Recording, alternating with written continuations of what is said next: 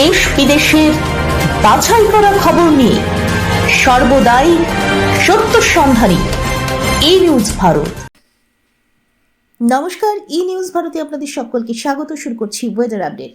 আলিপুর আবহাওয়া দপ্তরের পূর্বাভাস অনুযায়ী পৌষের শেষ লগ্নে দক্ষিণবঙ্গের তাপমাত্রা রবিবার থেকে কলকাতা এবং পার্শ্ববর্তী জেলাগুলিতে প্রায় 2 ডিগ্রি সেলসিয়াস বাড়তে পারে। বঙ্গোপসাগরে সৃষ্ট গভীর নিম্নচাপের সরাসরি প্রভাব এ রাজ্যে না পড়লেও আগামী সপ্তাহের মাঝামাঝি পর্যন্ত ঠান্ডার দাপট কিছুটা কম থাকবে। অন্যদিকে দক্ষিণবঙ্গে যখন পারদ চড়ছে, উত্তরবঙ্গে তখন হাড় কাঁপানো ঠান্ডা ও ঘন কুয়াশার দাপট অব্যাহত। আবহাওয়া দপ্তর জানাচ্ছে, আগামী 7 দিন রাজ্য জুড়ে বৃষ্টিপাতের কোনো সম্ভাবনা নেই। আকাশ প্রধানত শুষ্ক থাকবে, হালকা মাঝারি কুয়াশা দেখা যাবে এবং উত্তরে হাওয়ার দাপট বজায় থাকবে। তবে মঙ্গলবার থেকে ফের জাঁকিয়ে শীতের স্পেল শুরু হবে রাজ্যে, কমবে তাপমাত্রা। বুধবার মকর সংক্রান্তির দিন অনেকটাই নামতে পারে পারদ। রাজস্থানের চরম শৈত্যপ্রবাহের সতর্কতা রয়েছে। দেশের রাজধানী দিল্লি, পাঞ্জাব, চণ্ডীগড় এবং হরিয়ানাতেও শৈত্যপ্রবাহের সতর্কতা রয়েছে।